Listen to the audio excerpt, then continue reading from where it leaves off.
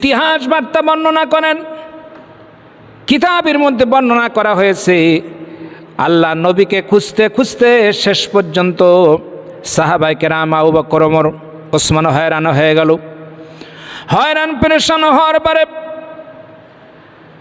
রাখালদেরকে সম্বোধন করে আল্লাহর নবীর ব্যাপারে খুঁজতে গিয়ে ওমর রাদিয়াল্লাহু তাআলা আবু বকর বলে, এই রাখালেরা এই পথে কি বিশ্বনবীকে দেখেছো যে এই রাস্তায় গেছে নাকি বিশ্বনবী? রাখালেরা কথার উত্তরে বেশি না দিয়ে কান্দে আর বলে,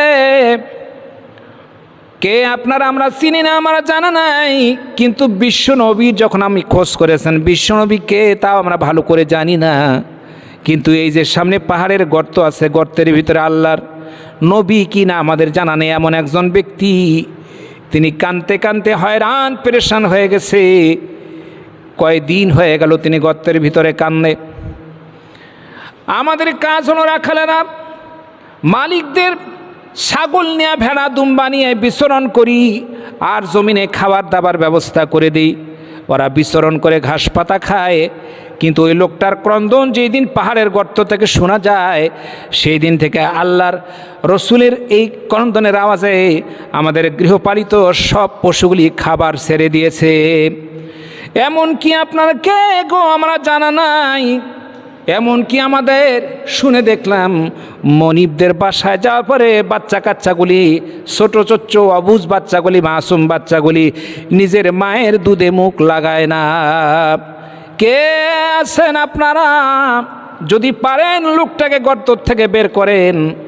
আবু বকর গর্তের মুখের কাছে, গুহার মুখের কাছে ধর্ণা দিল, বিশ্বনবী গো আপনি বের হন, আপনার জন্য আপনার মায়ায় বিশ্বনবী নাই, মরে গেছে। কথা শোনার পরে আপনার খোঁজ খবর যখন পায় না, গর্তের ভিতরে আপনার রাখালেরা সন্ধান দিল, আপনি বের হন। সমস্ত স্তন্যাও দাইনীর মায়ের ছোট বাচ্চাগুলি দুধ খাওয়া বন্ধ করে দিয়েছে, মদিনার দুধ খায় না। ও আল্লাহর নবী,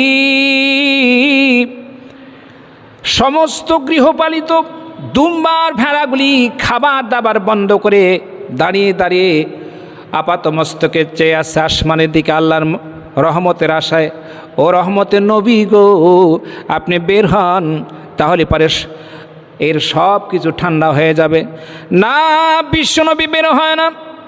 আবু বকর হয়রান হয়ে গেল, ওমর হয়রান হয়ে গেল। মান আহাব্বা লিল্লাহ মান আবগাদা লিল্লাহ ওয়া আতা লিল্লাহ ফাকাত ইস্তিকমালাল ঈমান। রাসূলের মহব্বত শুধু মিষ্টি আর গোল্লা দিয়ে হয় না, রাসূলের মহব্বত সুন্নাত